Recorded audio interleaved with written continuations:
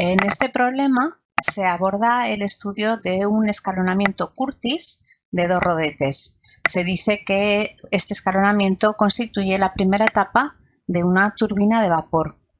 Como se sabe, en un escalonamiento Curtis los escalonamientos son de acción, así que se repasará también en este problema lo visto y lo estudiado en la parte de teoría. Es sabido entonces que en un escalonamiento Curtis la primera corona fija está formada por toberas y la segunda es solamente inversora. Su función es recoger el fluido a la salida de la primera corona móvil y conducirlo a la segunda sin modificar su presión y en ocasiones tampoco su velocidad. En este escalonamiento que vamos a estudiar conocemos la velocidad del vapor a la entrada del primer rodete, que es de 600 metros por segundo, y además sabemos que la velocidad periférica a la altura media de los alaves, nuestra U, es de 120 metros por segundo. Se sabe que hay una pérdida de velocidad relativa en ambos rodetes del 10% y que en la corona inversora también existe una pérdida de velocidad del 10%. Se conoce también que el chorro del vapor a la salida de las toberas entra al primer rodete con una velocidad periférica de, como hemos dicho, de 600 metros por segundo y un ángulo de 16 grados, ángulo medido respecto de la velocidad periférica, respecto de la dirección periférica. También se conocen los ángulos del fluido, los ángulos que forman la velocidad del fluido a la salida de la primera corona, en la fila intermedia de los alaves fijos y a la salida de también la segunda corona. Se sabe que esos ángulos son de 18, 21 y 35 grados respectivamente. Vamos a calcular en este caso los triángulos de velocidad para los 2 rodetes como punto de partida para finalmente calcular el trabajo específico en el escalonamiento Curtis. Aquí tenemos representado los triángulos de velocidades, en principio las variables conocidas, las velocidades conocidas. Se hace notar que los subíndices que se utilizan para el primer rodete, que están representados, cuyas velocidades están representadas a la izquierda, se utilizará el subíndice 1 para referirnos a las condiciones, a las velocidades del fluido a la entrada del rotor y el subíndice 2 para referirnos a las condiciones, las velocidades del fluido a la salida. Lo mismo en el caso del segundo rotor, el subíndice 3 se utilizará para la entrada, es decir, el triángulo de entrada, y el subíndice 4 para las velocidades a la salida de la segunda corona o el triángulo de salida de la segunda corona. Aparecen también aquí los ángulos con los que entra el fluido, son ángulos que forman las velocidades absolutas, la velocidad de entrada absoluta del fluido con la dirección periférica. Vamos a referirlos a la dirección axial para que de esta forma sean los ángulos alfa y beta que veíamos en los triángulos genéricos de velocidad. Sabemos que en este caso los ángulos son complementarios, así que si el ángulo que forma el chorro de vapor a la salida de las toberas con la velocidad periférica es de 16, puede afirmarse que el ángulo que formará con la dirección axial será de 74 grados. Lo mismo para el resto de los ángulos, como podemos ir viendo y comprobando.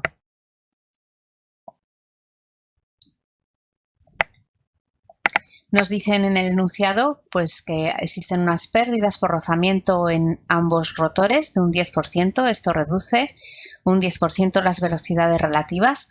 Así, la velocidad relativa del fluido a la salida en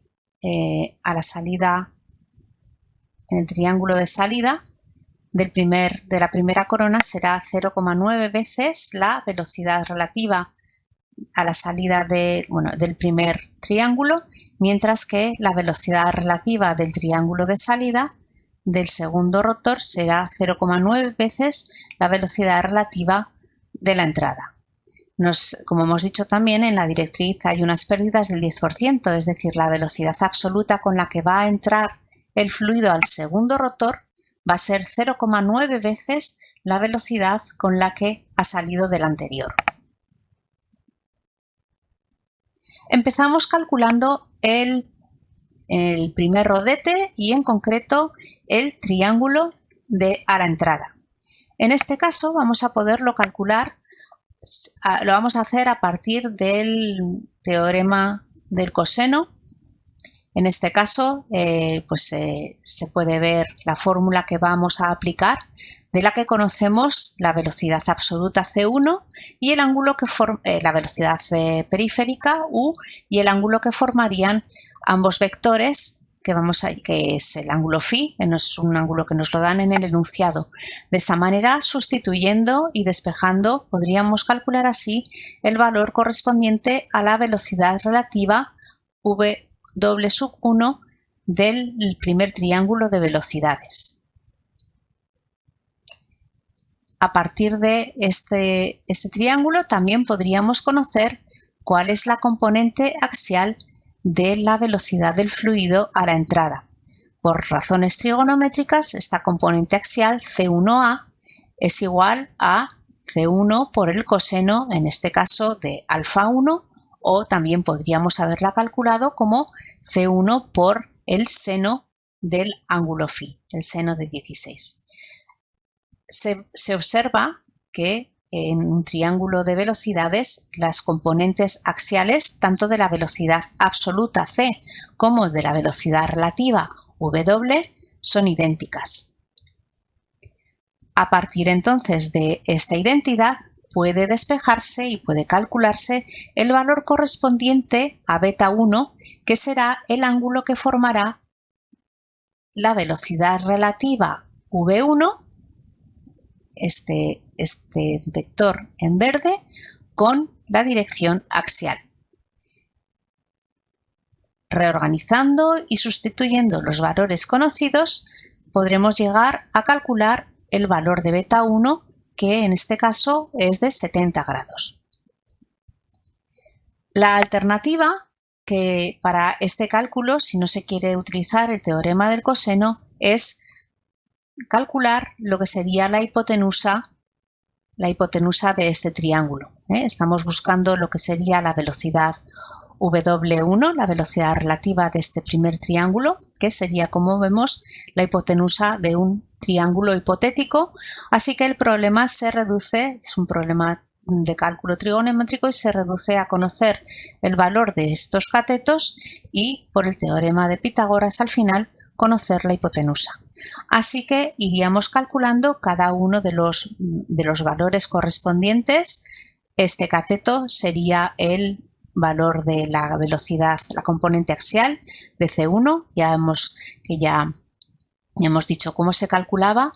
El otro cateto se debería de calcular a partir de la proyección en la dirección periférica de la velocidad absoluta C1, a la que le restaríamos el segmento correspondiente a la velocidad periférica.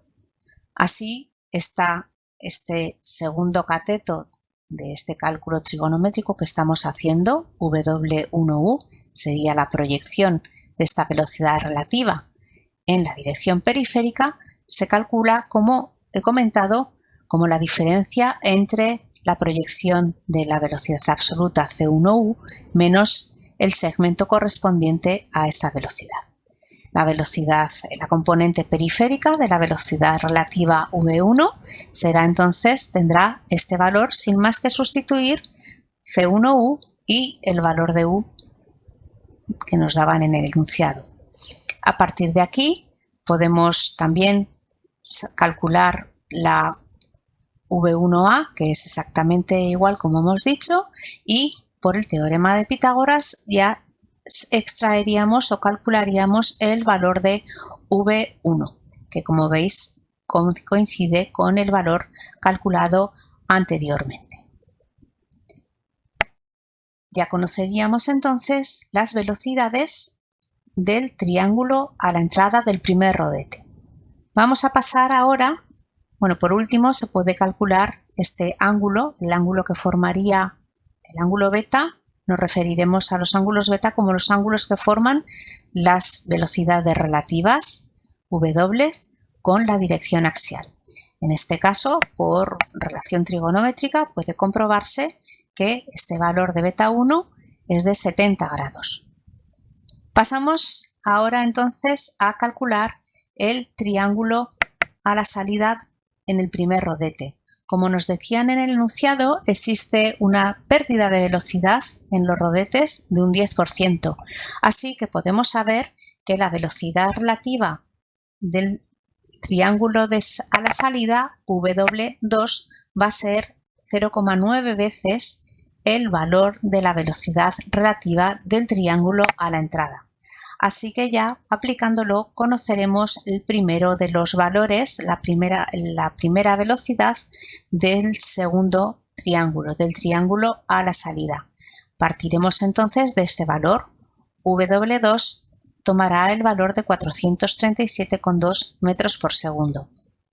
Vamos ahora a abordar el cálculo del triángulo a la salida con los valores conocidos, que como hemos dicho es el valor de la velocidad relativa y como vemos el ángulo.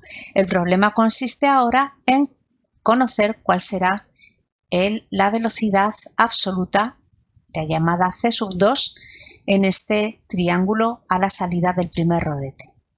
Bueno, pues utilizando de nuevo las relaciones trigonométricas, lo que vamos a hacer es calcular la hipotenusa que se generaría en un hipotético triángulo, como hemos visto anteriormente. Aquí hay que hacer un pequeño inciso porque las velocidades en estos triángulos están dibujadas ya a partir de los valores definitivos, de los valores calculados, pero a priori nosotros no sabríamos si este vector, si esta V2 tiene esta forma o si por contra podría estar más inclinada. Entonces, para poder conocer si este valor V2, esta inclinación, este vector V2 tiene esta inclinación u otra diferente, tendríamos que calcular cuál es la componente, cuál es la proyección de esta velocidad relativa sobre la dirección periférica, V2u, y compararla con el valor de u. Cuando este valor V2u sea mayor que u, evidentemente, como es en este caso, o hemos visto que era 120 metros por segundo, pues entonces en este caso podemos asegurar que esta velocidad tendrá esta inclinación. Bueno, vamos a continuar entonces, como decimos, el procedimiento o el camino para calcular el valor de lo que llamaremos C2, la velocidad absoluta del fluido en el triángulo de salida. De la misma forma que hemos hecho anteriormente, lo que vamos a es como vemos, a calcular lo que sería pues la hipotenusa de este triángulo que estoy marcando así, cuyos catetos serían pues la proyección de este vector desconocido a priori sobre la dirección periférica y la proyección de este vector desconocido a priori sobre la dirección axial. No obstante, sabemos o podríamos calcular esta proyección, este segmento C2u, ya que conocemos el valor de V2 y sus ángulos correspondientes, de manera que se podría conocer inicialmente cuál es el valor de V2u, cuál es la proyección, y si a esta proyección, a este segmento que está aquí en naranja, le quitamos la parte correspondiente a u, como tenemos aquí en esta ecuación, pues ya podremos saber cuál es el valor de C2u, el valor correspondiente a la proyección de la velocidad absoluta C2 en la dirección periférica. Como hemos dicho, la proyección de ese segmento, de ese valor, de ese vector que estamos buscando en la dirección axial será idéntica a la proyección de la velocidad relativa, así que ya tendremos los valores de los segmentos C2a, C2u, que serán los catetos de un triángulo de hipotenusa C sub 2. Así que C sub 2 lo podremos ya despejar a partir de la raíz cuadrada de la suma de los cuadrados de las componentes. De la misma forma, para terminar calculando los triángulos de velocidades, será preciso conocer cuál es el ángulo que forma esta velocidad absoluta recién calculada con la dirección axial. Por relación trigonométrica se puede ver que ese ángulo es el arco tangente de la relación del ratio entre la componente periférica de C2 y la componente axial de C2. Para pasar al cálculo de los triángulos de velocidades del segundo rodete, tenemos que tener en cuenta lo que nos dicen en el enunciado. La velocidad a la entrada del segundo rodete no va a ser exactamente igual a la velocidad con la que el fluido sale de este primero, porque hay unas pérdidas del 10%. Así pues, esas pérdidas originan una ligera reducción de la velocidad, de manera que la velocidad absoluta con la que el fluido va a entrar al segundo rodete va a ser 0,9 veces, por esa pérdida de velocidad del 10%, va a ser 0,9 veces la velocidad absoluta con la que el fluido sale del primer rotor, que es la que acabamos de calcular. Así que ya partimos de que en el segundo rotor conoceremos que la velocidad absoluta del fluido es de 292,7 metros por segundo. Abordamos entonces ya el cálculo del segundo rodete.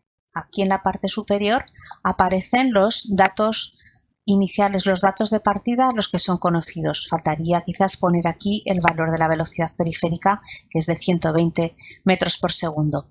Nos vamos inicialmente a centrar en el cálculo de este triángulo, de lo que sería el triángulo a la entrada del segundo rodete. Aquí están los vectores y pues de nuevo el problema consiste en encontrar cuál será el módulo y la dirección del vector de la velocidad relativa, del vector W3. Así que de nuevo el problema podría pasar por calcular la hipotenusa de este triángulo que estaría definido por los catetos, por dos catetos. Uno sería la proyección en el eje axial de este mismo vector, que es idéntico también a la proyección axial de C sub 3 sobre esta dirección. Los dos vectores, tanto el de velocidad absoluta como el de velocidad relativa, tienen la misma proyección, que es el segmento que aparece aquí en verde punteado. Así que este valor puede ser conocido fácilmente a partir de los datos disponibles. Conocemos cuánto vale C sub 3, cuál es el módulo de la velocidad absoluta a la entrada, y conocemos, porque nos lo han dicho en el enunciado, cuál es este ángulo. Así que C3A, la componente axial, es conocida. A continuación, para poder conocer este segundo cateto, pues lo que hacemos es lo que hemos hecho antes, restar a la proyección de la velocidad absoluta en la dirección periférica. Esta proyección es la correspondiente a esa componente, es la proyección de este vector sobre la dirección periférica, pues a este segmento, que por razones trigonométricas puede calcularse su módulo, le vamos a restar, es el correspondiente, todo este segmento, le vamos a restar el segmento correspondiente al módulo de la velocidad periférica. Así ya nos quedará cuál es el módulo de la velocidad de la componente periférica de la velocidad. Este segmento punteado en verde, que sería ya el segundo cateto necesario para, de nuevo, a partir del teorema de Pitágoras, conocer la velocidad v sub 3.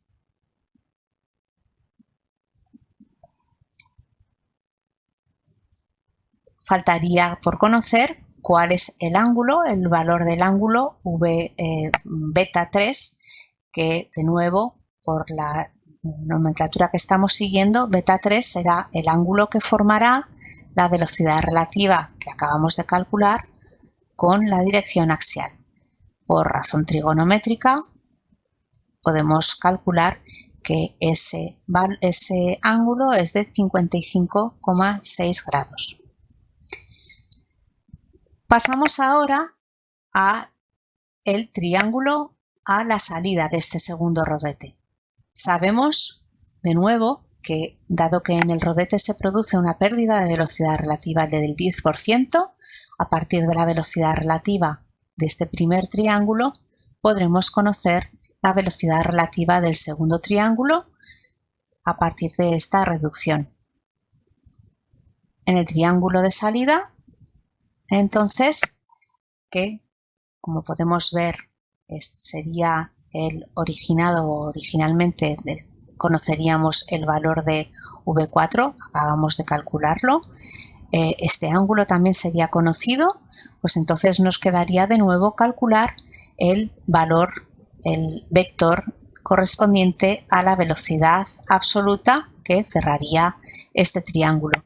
De nuevo nos planteamos aquí que no sabemos exactamente cómo va a ser este vector, este nuevo vector.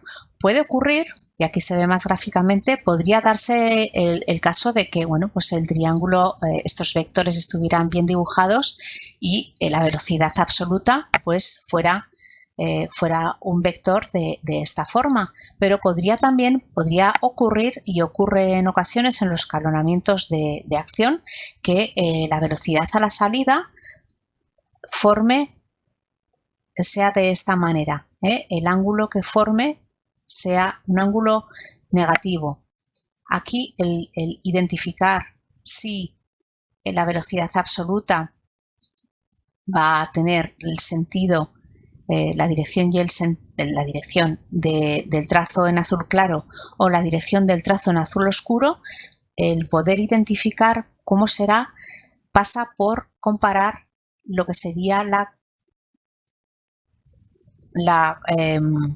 componente periférica de la velocidad relativa V4.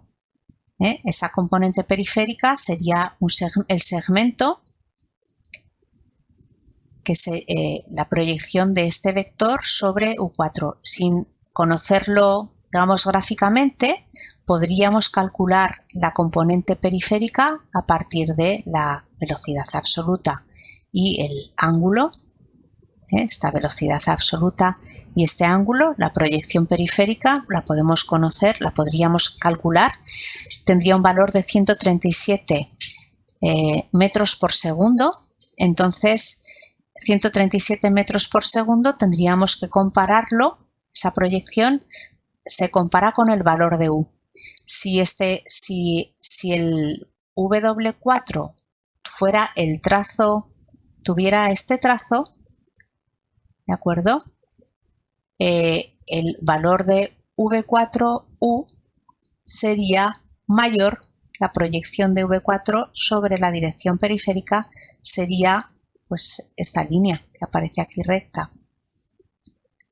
Sería mayor, ese segmento mayor que U, si por el contrario, ¿vale? Si por el contrario tuviéramos esta proyección, pues en este caso, y este sería U, pues en este caso la proyección veríamos que de V4 en esta dirección sería menor que lo que sería todo el vector U. Por esta razón y en este caso podemos comprobar que la componente periférica es mayor que el valor de la velocidad periférica, así que en nuestro caso la velocidad absoluta saldrá con esta dirección. Vamos a pasar ahora a poder calcular su módulo. De la misma forma que hemos hecho antes, el problema vuelve otra vez a simplificarse como el cálculo de la hipotenusa de un hipotético triángulo cuyos catetos son las proyecciones del vector de velocidad que estamos buscando y, como vemos, esas proyecciones C4U y C4A pueden ser calculadas a partir de los valores conocidos. C4A, de nuevo, la componente axial, la proyección axial de este vector es exactamente igual a la proyección en la dirección axial de V4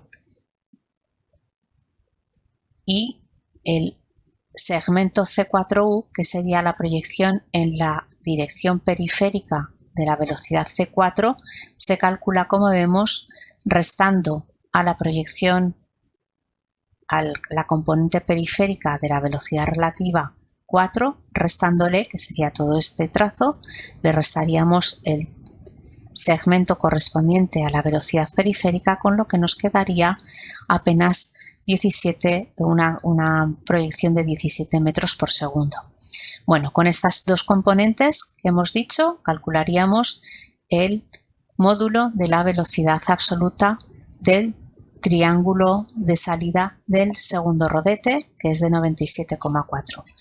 Y finalmente quedaría, para terminar de calcular todos los triángulos de velocidad, quedaría por calcular el ángulo que formaría esa velocidad absoluta C4 con la dirección axial. De nuevo, como la cotangente de la relación de sus componentes. Este ángulo vemos que es muy pequeño y es porque es de 10 grados y, bueno, pues como puede verse en el triángulo, en la representación de los dos triángulos de velocidades, ese ángulo es muy pequeño y casi la velocidad del fluido casi sale del segundo rodete a la mínima velocidad posible, con lo cual es de esperar que tenga un buen rendimiento. En el último apartado, una vez conocidos los triángulos de velocidades, en el último apartado nos preguntan, nos piden que calculemos el trabajo periférico, el trabajo específico en los dos rodetes y en el escalonamiento Curtis. Evidentemente, el trabajo en el escalonamiento Curtis será la suma de los trabajos específicos en cada rodete. Aquí estarían representados los triángulos de velocidades que hemos calculado. Hemos simplificado para que no aparezcan los ángulos, pero ya aparecen las componentes periféricas de las velocidades, que las hemos calculado previamente y que es lo que nos interesa para calcular el trabajo específico a partir de la ecuación de Euler. Así, para el primer rotor, el trabajo periférico en el primer rotor, como vemos, es el producto de la velocidad periférica por la variación de las componentes periféricas de las velocidades a la entrada y a la salida. Vemos que esta variación de las componentes periféricas sería equivalente al segmento que uniría los vértices de los triángulos. ¿Vale? Esto puede ser un buen truco como recordatorio para calcular esta variación y, por lo tanto, el trabajo periférico será el producto de U, de la velocidad periférica, por esa variación de las velocidades periféricas, en este caso en el primer rotor. Sustituyendo, tenemos aquí cuál sería el trabajo periférico en el primer rotor en términos específicos, evidentemente. En el segundo rotor podríamos calcular también, o calculamos igualmente con la ecuación de Euler, el trabajo específico. En este caso, de nuevo, es el producto de la velocidad periférica por la variación de las componentes periféricas de la velocidad de la velocidad del fluido a la entrada y a la salida de este segundo rotor, y sustituyendo por los valores que hemos calculado en los apartados anteriores, podremos estimar el trabajo específico en este segundo rodete. Finalmente, el trabajo en todo el escalonamiento Curtis será la suma de los valores obtenidos para el trabajo de ambos escalonamientos. Con esto estaría ya finalizado el problema relativo al análisis y al estudio de un escalonamiento Curtis.